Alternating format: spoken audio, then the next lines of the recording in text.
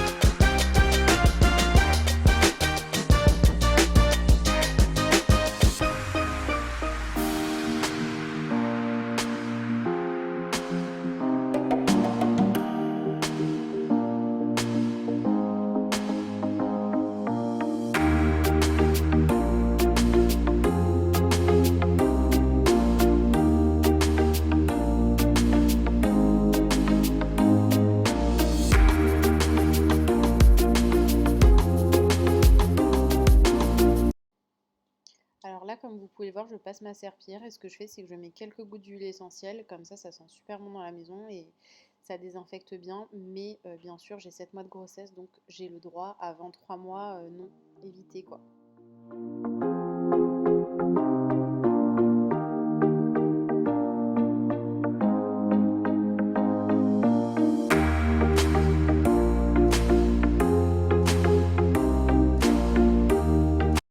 Recoucou tout le monde, alors je vous retrouve un peu plus tard, ça y est j'ai fini ce que j'avais à faire ce matin. Je vais m'attaquer à mes recettes là pour cet après-midi. J'ai prévu de faire déjà des mini pizzas. Donc, je vais vous montrer la recette tout de suite. On va commencer par faire la pâte le temps que pour le temps de repos et je vais faire la sauce tomate etc. Pendant que ma pâte repose. Je vais vous montrer tout ça et vous expliquer un peu comment je fais la pâte. Si j'ai le temps et que j'ai le courage, je ferai peut-être des petits biscuits sucrés et je pense que ça sera tout pour les recettes du jour. Alors comme d'habitude, je commence par vous montrer les ingrédients. Donc on aura besoin de 500 g de farine. Ici j'ai 130 ml d'eau, 6 cuillères à soupe d'huile d'olive, 2 petites cuillères à café de sel fin. Et ici ce que j'ai fait, c'est que j'ai mis 2 cuillères à soupe de levure boulangère dans 150 ml d'eau tiède. Là ça fait environ 10 minutes que ça pose. Il faut laisser 15 minutes la levure gonfler en fait dans l'eau pour qu'elle puisse s'activer et avoir tous ses effets. Ensuite je viendrai la délayer avec ma petite cuillère avant de l'ajouter dans le mélange. Donc c'est pour ça que je l'ai fait avant. Voilà, bien laisser poser la levure 15 minutes avec l'eau. Bon, le plan précédent que j'avais filmé ne s'est pas enregistré du coup. Pour la recette de la pâte à pizza, vous commencez par bien mélanger la farine et le sel. Une fois que c'est fait, vous ajoutez le mélange d'eau et de levure, d'eau tiède et de levure dans le pétrin niveau 1, vitesse 1, pardon. Et vous attendez qu'il y ait une espèce de pâte qui se forme. Et là, vous ajoutez l'eau petit à petit. Vraiment, il faut vraiment ajouter l'eau petit à petit et une fois que ça a cette consistance-là à peu près, vous pouvez ajouter l'huile d'olive et une fois que l'huile d'olive est ajoutée, il faut continuer à pétrir pendant environ 10 minutes, le temps que ça s'incorpore bien à la pâte. Bien entendu, si vous n'avez pas de robot, vous pouvez le faire à la main, il faut juste attendre que tout soit bien incorporé. Là, donc, je mets ma pâte à reposer pendant au moins 1 heure. Du coup, je vous retrouve bien plus tard pour la préparation de la sauce tomate. Quand j'ai filmé en fait pour vous montrer les étapes de la préparation de la pâte à pizza, ma caméra a planté en fait. Je sais pas ce qui s'est passé, j'ai perdu tous les plans. Donc je pense que je vous ferai une voix off où je vous expliquerai. Mais bon, en gros, il suffit d'ajouter tous les ingrédients dans le robot, bien pétrir, ou si vous le faites à la main, bien pétrir, ça prend du temps. Faut compter une bonne quinzaine de minutes de pétrissage. Là, ma pâte est toujours à reposer. Je l'ai mise dans mon four qui était chaud. Et là, le four est éteint, mais bon, j'ai mise dans mon four qui était chaud. Et voilà, il y a au moins 1 heure de repos pour la pâte. Là, je vais me faire la sauce tomate en attendant. Alors, pour la préparation de ma sauce tomate, je vais faire franchement très simple. J'aurai besoin d'huile d'olive, de sel, de poivre. Là, j'ai coupé une échalote très finement. Ce que je fais, c'est que je prends de la purée de tomates bio. Celle-ci, elle est aromatisée au basilic. Mais elle est très bien, la composition est très bien, donc je m'embête pas. De l'ail. Et il me reste un peu de caviar d'aubergine que j'avais épicé avec des épices un peu orientales, du cumin, tout ça. Donc je pense que je vais la mélanger avec, au moins je finis mes restes et ça donnera un petit goût à la sauce tomate. Donc je vous montre ça tout de suite.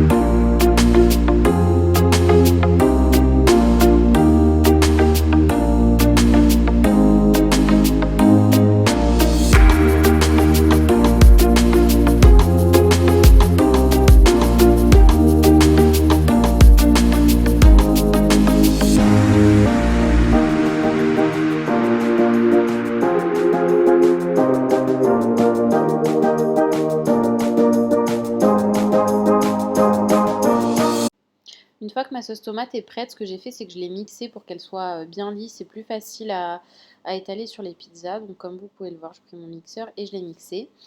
1 heure, 1 heure et demie plus tard, j'ai retiré donc ma pâte du four qui était chaud mais qui n'était pas en marche. Comme vous voyez, elle a bien levé. Et ce que je viens faire, c'est que je vais l'étaler sur mon plan de travail. Enfin, d'abord, je la divise puisque c'est une grosse pâte, donc j'ai pu faire beaucoup de pizzas avec. Donc je la divise et je commence à l'étaler sur mon plan de travail bien fariné et je répète l'opération jusqu'à ce que j'ai plus de pâte à chaque fois. Enfin, vous verrez de toute façon. Je la dégaze bien évidemment avant de l'étaler. Et voilà ce que je fais. Donc je l'étale et je répète l'opération à chaque fois.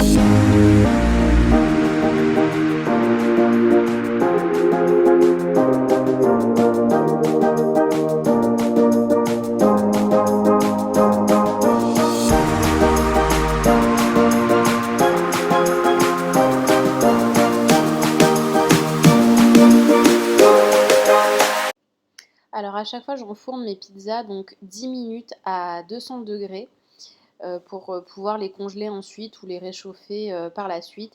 Et donc je réitère l'opération jusqu'à ce que je n'ai plus de pâte à pizza, de sauce tomate et de fromage. Ce que j'ai fait, c'est que j'ai fait plusieurs variantes. Donc j'en ai fait au fromage avec des olives nature sans rajouter quoi que ce soit d'autre, des herbes de Provence, voilà. Après j'ai fait des variantes avec du thon naturel, pas du thon à l'huile pour que ce soit moins gras.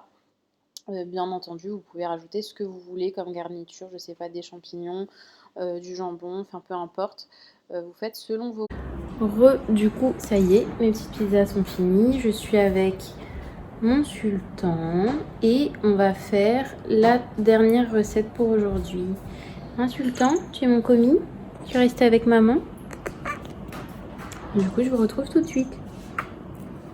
Alors, je vous retrouve pour les ingrédients de mon rocher coco. Là, il y a 150 g de farine, 50 g de sucre en tout, parce que j'ai mis un sachet de sucre vanillé, 2 blancs d'œufs et une pincée de sel.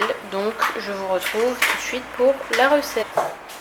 Donc, me revoilà pour la recette. Je suis avec mon chat Sultan qui ne veut pas être par terre. Donc, du coup, on va faire la recette tous les deux. Là, je viens monter mes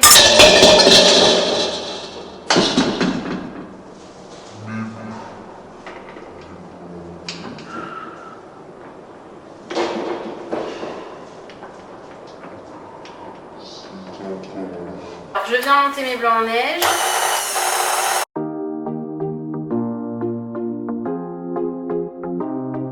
Voilà ce que ça donne pour mes blancs en neige. Ils ne sont pas montés vraiment très fermes, juste légèrement. Et ce que je viens faire, c'est que j'ajoute mon sucre et ma noix de coco râpée. Du coup, là, ce que je viens faire, c'est que avec ma maryse, je viens incorporer le tout très délicatement.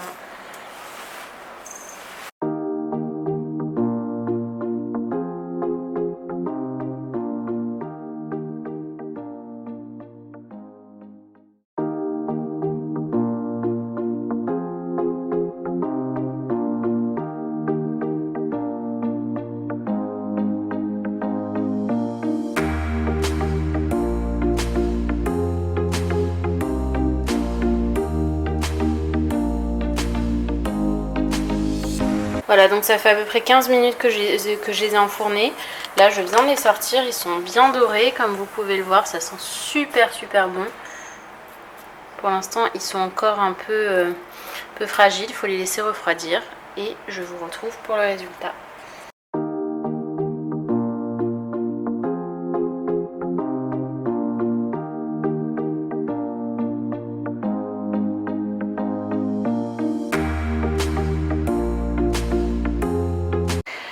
Alors, je vous retrouve, on est bien plus tard. Je viens vous montrer le résultat de mes recettes de cet après-midi. Donc, les petits rochers au coco. Hop. Voilà, j'en ai fait une trentaine des comme ça. Donc, c'est des petits ronds, comme vous voyez là, des demi-ronds en fait. Voilà, j'en ai fait une trentaine et il y a une partie, comme vous avez pu le voir, que j'ai fait avec une coque chocolat blanc en dessous parce qu'il me restait du chocolat blanc de mes shortbread millionnaires. Donc voilà, on jette rien, on gaspille pas, je m'en suis resservie. Donc voilà, mes petits rochers coco. Les pizzas, alors là c'est des moyennes mais mini quand même. La lumière est exécrable, je suis désolée. De me mettre ailleurs peut-être qu'on voit un petit peu mieux ici. Alors du coup voilà mes mini pizzas. De celle-ci, de cette dimension là, ça fait la paume de ma main environ. Voilà, j'en ai eu 25 ou 26 il me semble. Donc voilà. Et les toutes petites mini, j'en ai eu une trentaine. Donc voilà. Bah voilà, alors voilà, c'est tout pour cette nouvelle vidéo. J'espère que ça vous aura plu. Du coup, pour c'est quasiment dernier préparatif Ramadan. J'espère que ça vous aura motivé peut-être à faire votre ménage, à ranger, et également les recettes. Les pizzas, comme vous avez pu le voir, j'ai fait des toutes petites et des mini aussi, pour pas faire de grandes, parce que je trouve que c'est plus facile, plus digeste. On va pas manger en grande quantité. Voilà, le soir avec une soupe, une petite pizza ou quelque chose comme ça, c'est suffisant, il n'y a pas besoin de plus. Donc voilà, ce que je vais faire, c'est que j'en ai fait en grande quantité pour les congeler. Tout simplement dans des sacs de congélation à plat, dans le congèle, et puis après vous les réchauffez au four. Donc pour la cuisson, c'est pour ça qu'elles n'ont pas forcément l'air hyper cuites. Je les ai laissées 10 minutes à chaque fournée, 10 minutes à 200 degrés, pas plus, pour que voilà, quand on les réchauffe et qu'on les décongèle, elles terminent bien leur cuisson et qu'elles soient encore meilleures. Donc voilà pour les pizzas. Pour les rochers coco, je les ai pas encore goûtés, mais en tout cas ils sentent super bons. Dans la recette initiale, il y avait beaucoup plus de sucre. Moi j'ai diminué la quantité de sucre encore une fois, voilà, pour pas abuser. Voilà, j'ai diminué la quantité de sucre pour qu'on puisse avoir un petit truc sucré à grignoter quand même, mais que ce soit pas dans l'abus. Donc voilà, j'espère que ça vous aura plu, que ça vous aura donné des idées. Demain, je vous retrouve dans une nouvelle vidéo. J'ai prévu aussi quelques dernières petites recettes pour le Ramadan. Je pense qu'ils pourraient vous plaire. Donc écoutez, je vous dis à demain dans une nouvelle vidéo. N'hésitez pas, comme d'habitude, je le redis, à liker la vidéo, à vous abonner. Et à commenter d'ailleurs, à me dire où est-ce que vous en êtes, voilà, à me dire ce que vous pensez de tout ça. Et puis voilà, je vous dis à demain, prenez soin de vous, ciao.